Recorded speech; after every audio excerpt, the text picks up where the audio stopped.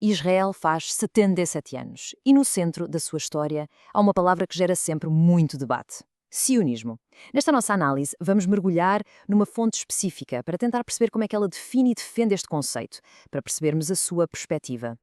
Pois é, o Estado moderno celebra 77 anos, mas a ligação do povo judeu àquela terra, essa tem mais de 3 milénios. A fonte que estamos a analisar hoje defende uma coisa. Para se perceber a história moderna de Israel, é preciso, antes de mais nada, desmontar esta palavra-chave: sionismo. Muito bem, vamos lá então. A primeira parte desta análise foca-se precisamente em como é que a nossa fonte define o termo que está no centro de tudo isto. Ok, e o que diz o texto? Basicamente, que na sua essência, o sionismo é apresentado como o movimento de libertação nacional do povo judeu. A ideia principal, portanto, é o direito à autodeterminação e o regresso à sua terra ancestral, que é conhecida como Sião. E para explicar isto melhor, a fonte faz uma comparação muito direta. Põe o sionismo lado a lado com outros movimentos de autodeterminação, como o nacionalismo curdo ou a luta pela independência do Tibete. O argumento que nos é apresentado é que esta aspiração a uma pátria não é algo exclusivo dos judeus, mas sim um desejo que é partilhado por vários outros povos. Continuando, a fonte faz questão de sublinhar que o sionismo está muito longe de ser uma ideologia única, um bloco. Pelo contrário, descreve-o como, bem, como um grande leque de ideias diferentes. E que leque é mesmo muito diverso. O texto fala em sionistas religiosos e laicos, socialistas e revisionistas, tanto de esquerda como de direita. Esta variedade toda, segundo o autor, mostra que o movimento tem dentro de si ideologias que, às vezes, até se contradizem. E olhem para esta citação da fonte que procura ilustrar precisamente isso. O autor fala da sua própria experiência num movimento sionista de esquerda que estava alinhado com Moscovo nos anos 40. Surpreendente? Se calhar. E o texto usa este exemplo para desafiar a ideia de que o sionismo é uma coisa só, um bloco ideológico fechado. Ok, agora vamos a um ponto bastante relevante: a história da fundação de Israel.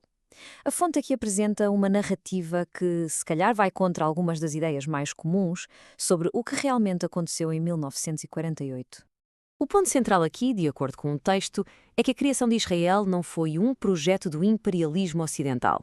A fonte sublinha que na altura os Estados Unidos estavam hesitantes, o Reino Unido absteve-se de votar e um dos principais apoiantes foi, na verdade, o Bloco Soviético. O reconhecimento oficial veio das Nações Unidas. E agora, damos um salto no tempo, da fundação para os dias de hoje. A fonte descreve o Israel atual como uma nação plural. Vamos lá ver os dados que apresenta para defender esta imagem de uma sociedade complexa. Para dar força a essa ideia de pluralidade, a fonte destaca um número-chave: 25%. E o que é que são estes 25%? Bem, segundo a fonte, representam a percentagem de minorias não judaicas que vivem em Israel. O texto usa este dado para pintar um retrato de uma sociedade que é demograficamente muito diversa. E o texto vai mais longe, detalhando quem são estas minorias: árabes, drusos, beduínos, circassianos, entre outros. E acrescenta um pormenor importante: muitos destes cidadãos identificam-se como israelitas e participam ativamente na vida do país. E com isto chegamos ao argumento final, ao ponto central que a fonte apresenta e que no fundo resume toda a sua perspectiva neste debate. E a questão é esta. A fonte coloca esta pergunta retórica no centro de tudo, enquadrando o debate à volta do princípio da autodeterminação. A pergunta é: por que é que se há de negar aos judeus um direito que é reconhecido tantos outros povos? A partir desta pergunta, o texto desenvolve a ideia de que ser antisionista hoje em dia é, na prática, ignorar um facto consumado. O argumento é que lutar contra o sionismo é, no fundo, lutar contra a própria existência do Estado de Israel, que é uma realidade.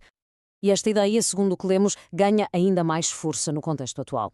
O autor liga diretamente a necessidade de um Estado judeu ao crescimento do antissemitismo a nível global, defendendo que o direito à segurança e à existência de Israel é, por isso mesmo, inegociável. A conclusão da fonte não foge às dificuldades. Admite que Israel é um país complexo, que é imperfeito, como todos os outros, mas a ênfase é colocada na sua vitalidade, na sua capacidade de resiliência ao longo de toda a sua história.